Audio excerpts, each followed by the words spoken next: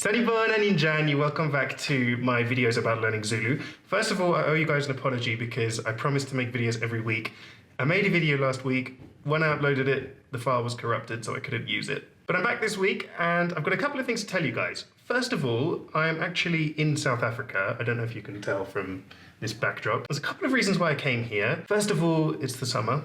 Second of all, I thought it would actually really help me to learn Zulu if I was in a place where it was being spoken all the time. When I first arrived in South Africa about 2 weeks ago, I was really excited because I was listening to the radio, I was reading the signs, and I was actually understanding an awful lot of Zulu that was going on. I wasn't able to understand full sentences, but it was just that really exciting feeling of like, oh wow, a week ago this was just sounds and now this is words, this is pictures, this is people. I then had a bit of a negative experience with Zulu where I was out, for some drinks with some friends, and one of them was talking about, oh, there's this guy who's learning Zulu and he's butchering my mother tongue. I don't want to butcher your mother tongue. I love your mother tongue. But the problem is this, when you learn a new language, you have to come through that phase where you do just butcher it. What else is there you can do? You only know like 10 words, you don't know any grammar, your pronunciation isn't perfect yet. This is actually a huge confidence barrier to get over.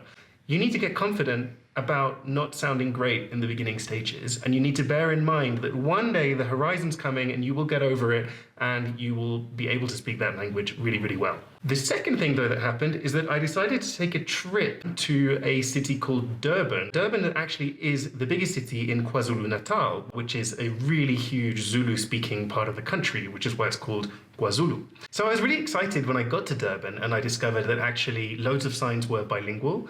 Everybody was speaking Zulu. I went to Starbucks and people were ordering coffees in Zulu. That's something that you don't really see happening that often here in Johannesburg. You don't know if someone's a Zulu speaker, Sepedi speaker, Sotho speaker. There's all sorts of languages they could speak and you don't want to just assume that they speak Zulu. So I started using little bits of Zulu with people. I was just greeting people saying, Sawubona unjani. There was this one lady who was so excited that I was speaking Zulu to her. She was in a petrol station on the N3, which is the motorway between Durban and Johannesburg. And it was just really, really nice to remind yourself of the magic of learning to speak somebody else's language. So basically, I had a little bit of a dip with my motivation, and I thought, I don't want to be the person who comes in here and like butchers someone else's language. But then I also had a bit of a rise with motivation. I remembered why I'm doing it. I remembered the fact that actually I think Zulu is a really beautiful melodic and musical language, and I'm going to keep going. In terms of my plan, I'm going to have to admit that I haven't been sticking religiously to my hour-a-day commitment with Zulu.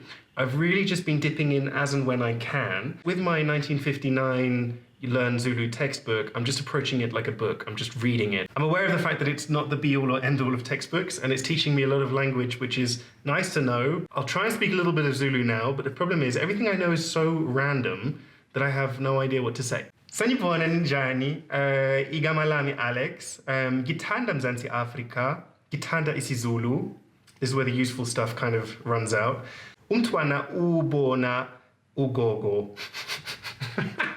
If you learn Zulu with that textbook, this is the stuff you learn. I'll make another video next week. I don't know if I will still be in South Africa next week because I may have to go back to Barcelona, but nonetheless, I'll keep you guys updated. Thank you so much for watching this video. If you liked it, please share it with your friends. Don't forget to subscribe for more updates, and I'll see you next week. Sawubona salaningahle.